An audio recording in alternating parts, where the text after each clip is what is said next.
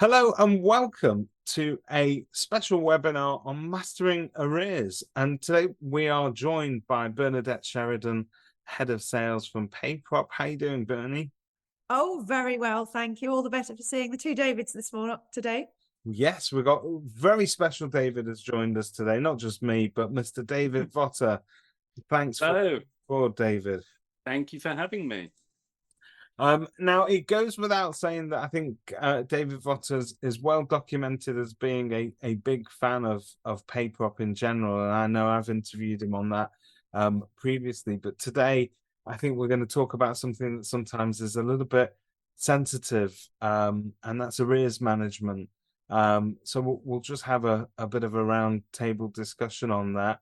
And I know we'll both be asking you some questions, but I'm going to hand over to Bernadette to perhaps put the first one to you, David. Okay, so David, you inspired this actually from a message you sent on a Sunday morning. I know it's something. I know getting arrears management right is something that you feel very, very strongly about. And it's something that I know is always on your mind, informing us that you've done an analysis on your arrears. Can you remember and recall the message? You can adjust it then here. Not word for word, but it was, you know, when you get these moments of inspiration where you're either in the shower, the bathroom, or working out, and you think, right, that's the good thing about having your phone on hand, because you can just quickly note it down, get it done. So it was a case of, for Payprop clients specifically, or even any letting agent across the country, a really good selling point is how low your arrears are. And it's one thing that's always been a bone of contention with landlords. They worry about condition of the property, rent arrears, how quickly you can let it, and then of course fees. So with that in mind, like, I was working with my chief of compliance, and he said, you do realise you're well under the national average for rent arrears. I said, what do you mean? Said, well, the national average hovers around 9%. You're coming in. He did some kind of calculation, which I still can't get my head around, but he's going to message it to me later. We worked out by looking at our portfolio, the arrears, when the rent was due, and how many. It was actually no one was in arrears, but because the time that the rent was due, it was like on the day, it worked out at 0.84%. And I thought, landlords need to hear that. And I think if we can extrapolate that data from Payprop, then that's something Payprop users could go, right, just to let you know, on the social media, on the website, wherever you want to put it, this month we're operating at 0.84% arrears. Did you know we are running under the national average for rent arrears in our organisation? What's your current agent's rent arrears level? And it's a really good selling point.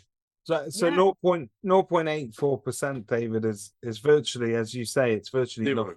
Yeah.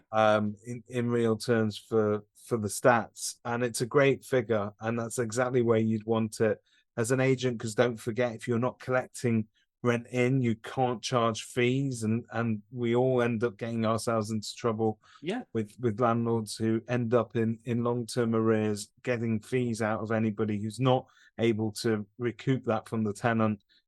Very difficult. But in terms of your success story with that, and the way that you keep those arrears down, I'm guessing that identifying arrears very early on in a relationship with the tenant is the way to manage them best. So can you just sort of give us some insight into how you're using Payprop to get those results? It's very simple, because with Payprop, it notifies you the day that the tenant is in arrears. So for argument's sake, say the rent's due on the 30th of the month, and that tenant hasn't paid in the morning when you check the account, or the platform rather, then it will notify it as an arrear. However, they're not in arrears until midnight that night, but it gives you the heads up to say, right, that they're due to pay on this day. The money hasn't come in this morning. You know, you could give them a chase this afternoon. Just say, look, your rent's in today on the 30th, but, you know, it's 5 o'clock now. We usually get it. Is there something wrong? Oh, yeah, no, it's fine. It's due in tomorrow. Okay, well, no, I know it's due in tomorrow, but it's just a bit bizarre that that's happened. So you almost preempt things from happening. Then obviously the action is taken the next day. So you come in the next day, you check the account. If it doesn't come in after you've spoken to the tenant, And then you can basically see whether or not they've gone into arrears. And you can say, right, okay, so we send the text and the email out from Payprop.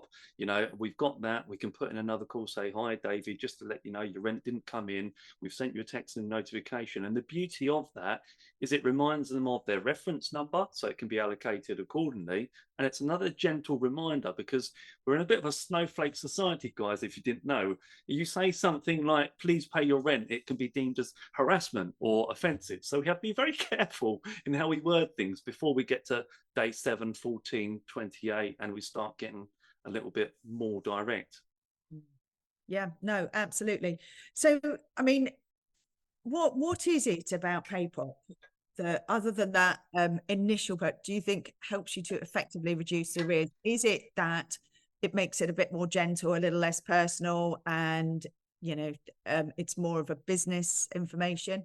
What is it that makes it more effective to reduce arrears? It takes that element of my agents being mean to me, my agents chasing me for the rent. We're only asking you to do what you signed up to. We're not asking you to do anything else. We're not asking you to breach the Tenant Fees Act. We're not asking you to pay early. We're not asking you to do anything than you've already contracted to do. And it just blows my mind how even today that you have a contract which is an assured short tenancy agreement, so a Law of Property Act contract that stems from 1925 that can be breached.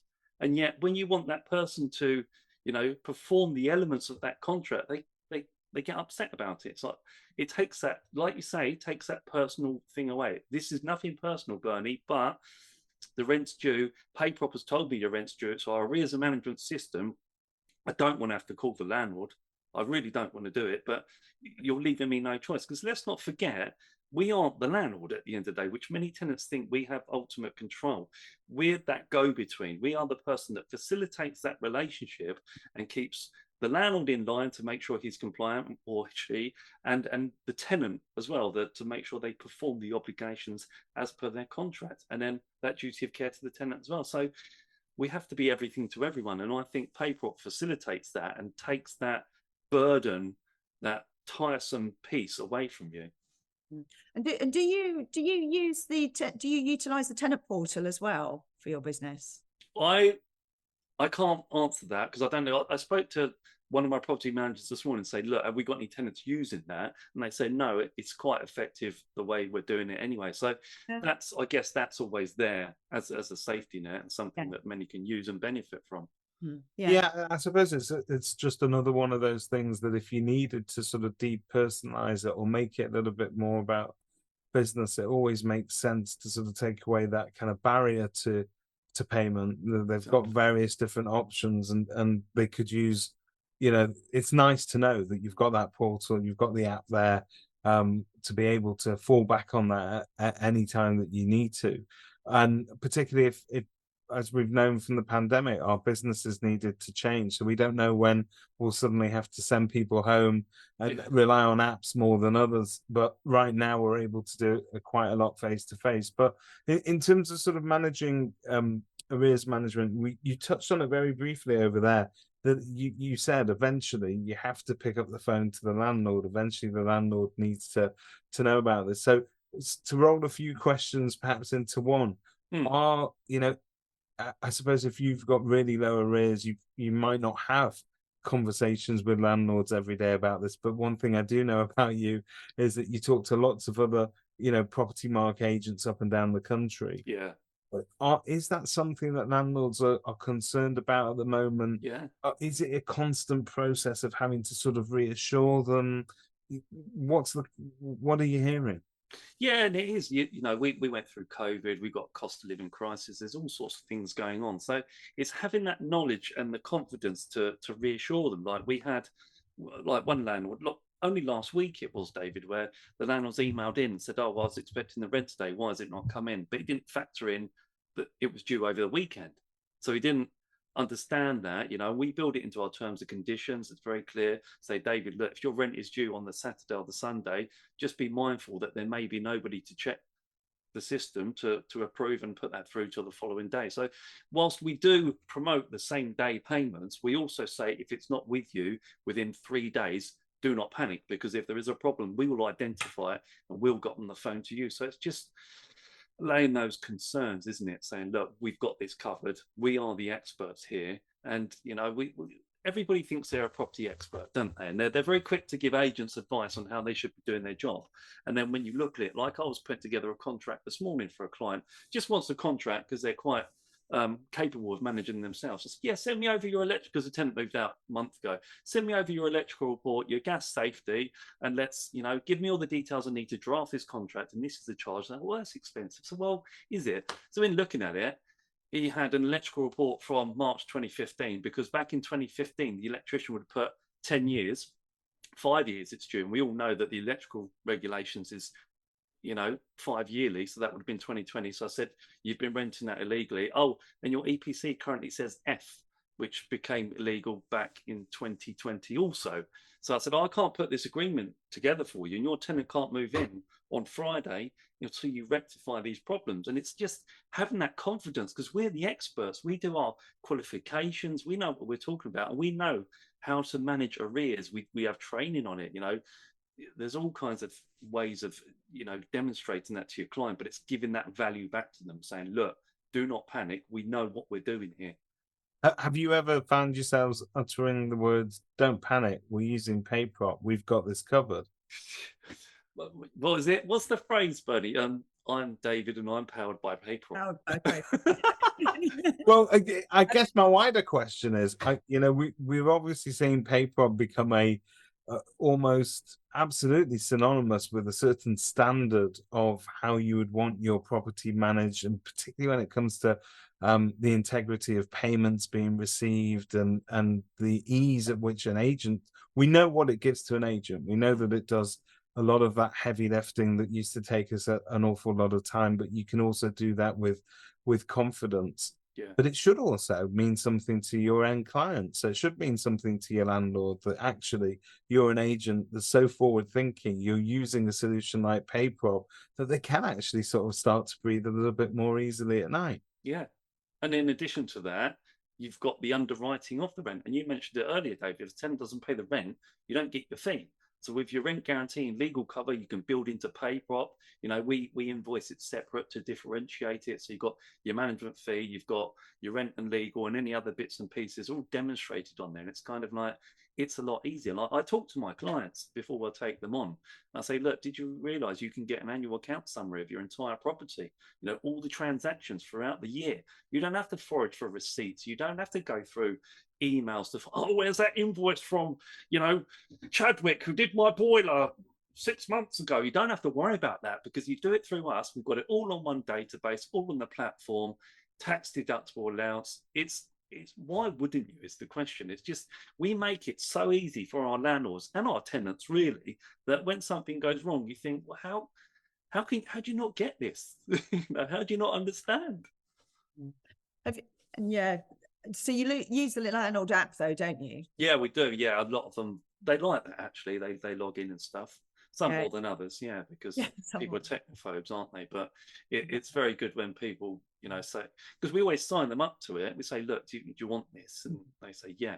And then, you know, if they send an email, oh, I'm a bit disappointed you didn't respond to my email, you know, 3 hours ago. Well, we're not a reactive business unless it's maintenance. You know, we don't sit there like many companies do and use emails as an instant messaging service. Like, Bernie, if you email me in the morning, you're getting out of office and say, Bernie, just to let you know, I check my emails twice weekly. If you need me, pick up the flipping phone. If a landlord wants their statement and they haven't checked their junk or their spam, or they can't be bothered, then they can log onto the portal. And if they're too lazy to do that, they can pick up the phone and we can send it to them. So they can get the information very, very easily. Absolutely. And I have a question. Have you ever been through an eviction? Unfortunately, yes. Not one of my own tenants, I might disclaim. I was just going to say, yes, because I know you've had Payprop since inception. Yes. You haven't had to go through the process since you've utilised Payprop. Amazing. Absolutely phenomenal. But talk us through the eviction process, actually, for those who are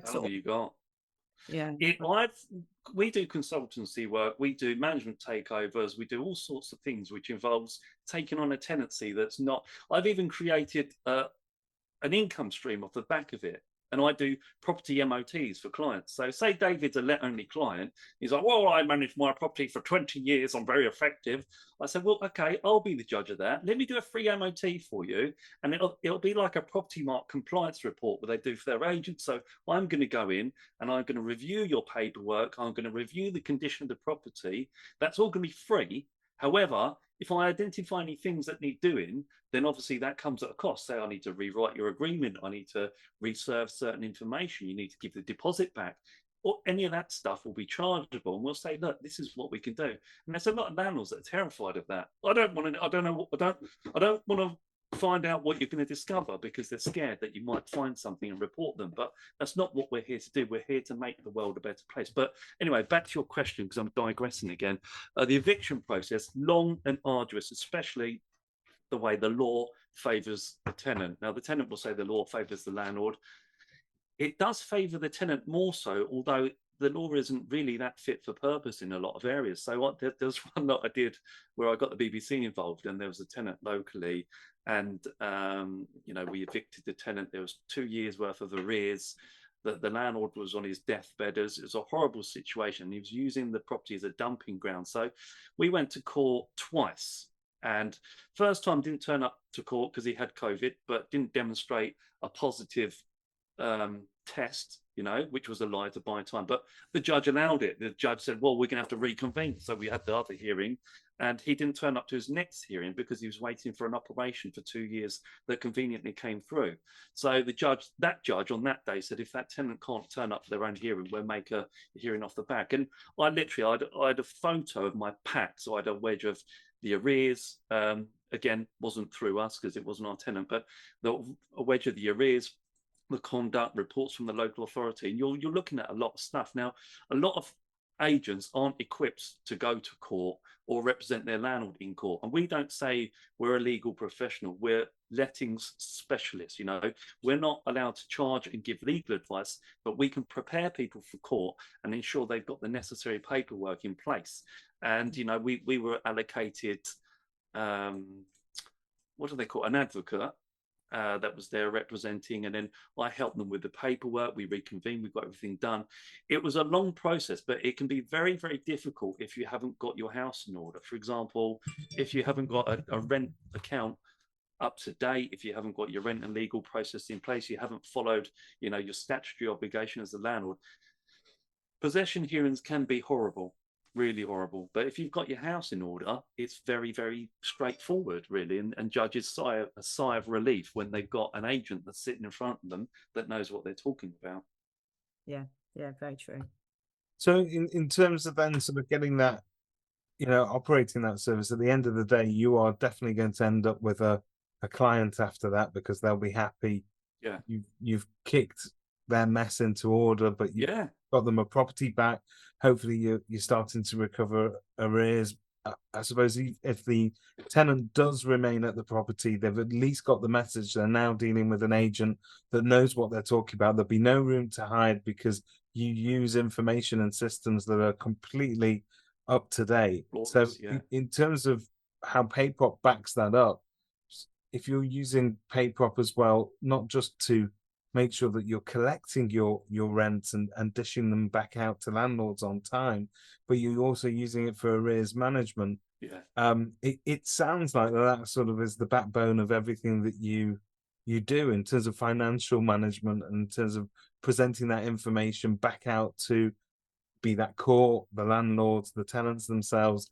It's all there at a touch of a button. Yeah, and it's interesting because we had a situation where a maths teacher tried to beat the system and they failed miserably.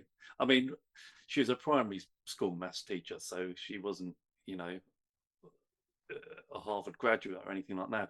But it was a case of, it sounds a bit more silly than it is, but the rent was due on the 30th of the month. She didn't pay on the 30th, she paid on the 1st. And then at the end of that month, she paid on the 30th. And then the next month, she paid on the 30th again. And then the next month, she paid on the first on the following month again. So she got herself 1 month in arrears there, but thought she could beat the system. Said, well, I paid in the month. Look, I paid that month. And then she did it again. And then we worked it out. And it's like, no, you're in arrears. And this is how we calculate. And there was so much back and forth with this tenant. And I said to them, again, another one we inherited on the management takeover, I might add. But then I said, I don't really want to evict her. You know, she is a school teacher. She's this, she's that. He's kept the rent really low. You know, she owns another property elsewhere that she rents to a family member. So she's not struggling. You know, it's not like she's struggling and, you know, us trying to get the rent is unfair, even though it's a contractual obligation. So anyway, she's paying cheap rent. She's not really looking after the property. She's trying to beat the system and she's quite unpleasant. And I said to the landlord, look, I appreciate you don't have to deal with this tenant on a daily basis. That's why you pay us for the managed service. But we don't like this tenant. She's not paying. She's trying to beat the system. She's rude to my team. We take mental health and well-being of everybody, including our staff, very seriously. She hasn't got any detrimental issues. However, she's affecting our team by being very obtuse.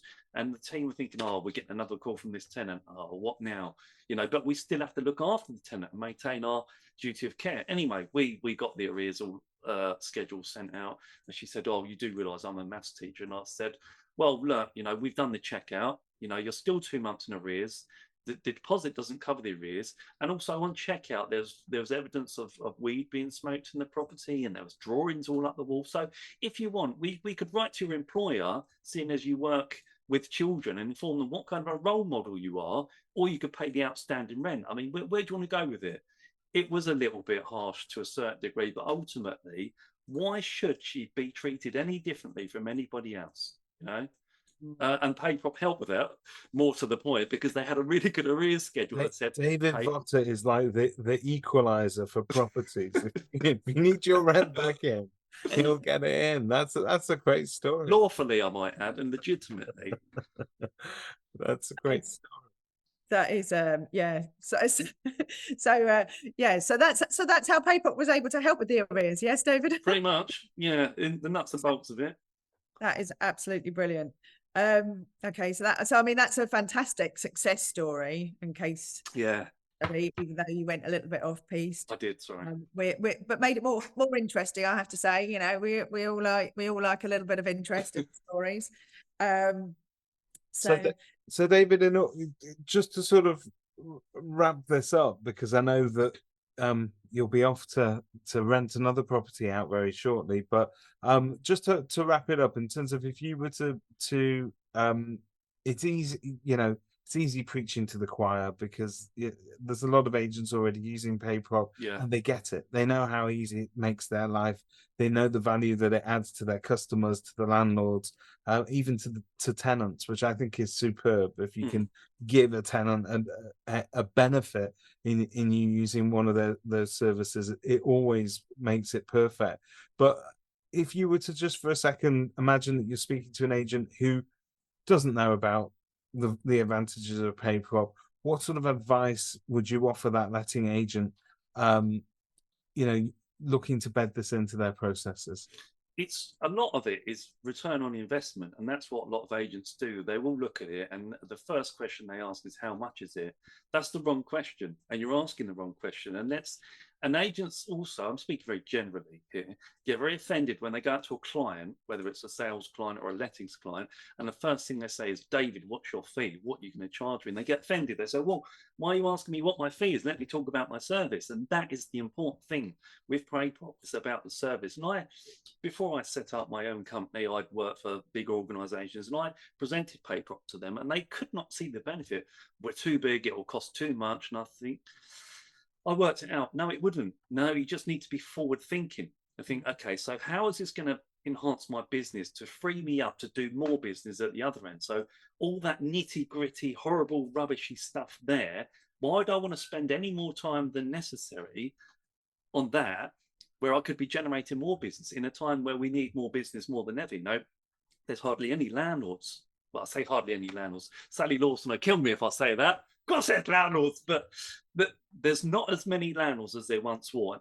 And you know, Office of National Statistics will back that up. Since 2017, I think we've lost 250,000 landlords, but that doesn't factor in ones that come back in, which I think we all agree they're not coming in their droves, are they? So, yeah, I'm going off piste again, aren't I?